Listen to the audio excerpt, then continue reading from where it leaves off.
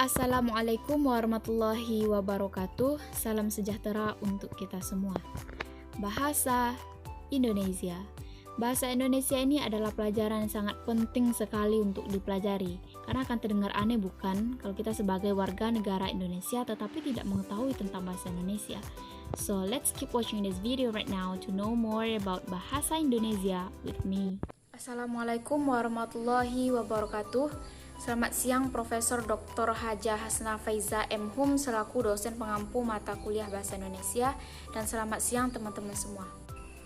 Saya Khifatul Amni dari kelompok 6 dan di sini saya sebagai pemateri pertama dari kelompok 6. Dan lewat video ini saya akan menyampaikan materi saya tentang yang pertama yaitu membangun konteks teks ulasan buku.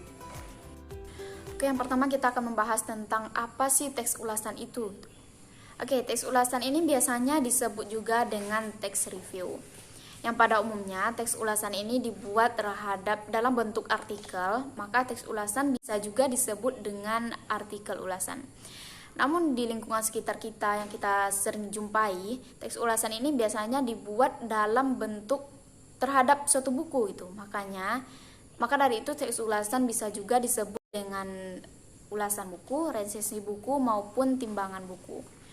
Tetapi sesungguhnya teks ulasan ini tidak hanya dibuat terhadap buku saja. Teks ulasan ini juga bisa dibuat terhadap karya-karya lain seperti artikel, karya sastra, puisi, cerpen, novel, dan lain sebagainya. Dan bahkan teks ulasan ini juga bisa dibuat terhadap suatu karya seni seperti karya seni musik, film, teater, drama, dan lain sebagainya. Nah, tidak hanya itu, teks ulasan ini juga bisa dibuat terhadap suatu peristiwa seperti olahraga ataupun peristiwa sosial-sosial lainnya. Nah, mungkin sampai di sini teman-teman udah ada yang mengetahui ataupun sudah ada yang menyimpulkan tentang fungsi teks ulasan ini. Nah, lebih tepatnya fungsi teks ulasan ini dia berfungsi untuk menimbang, menilai serta mengajukan kritik terhadap buku yang kita ulas.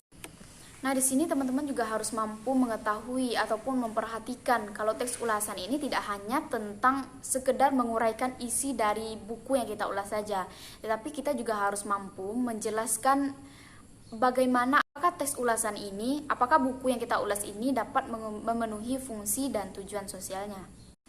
Nah, sebagai sebuah genre, teks ulasan ini biasanya berisi tentang deskripsi dan evaluasi terhadap buku yang kita ulas. Dalam membuat teks ulasan, kita harus mampu menguraikan isi dari buku yang kita ulas, dan kita juga harus mampu menganalisis apakah tujuan dan fungsi dari buku tersebut dapat bermanfaat bagi pembaca, dan terakhir yaitu kita harus mampu mengekspresikan reaksi diri kita sendiri.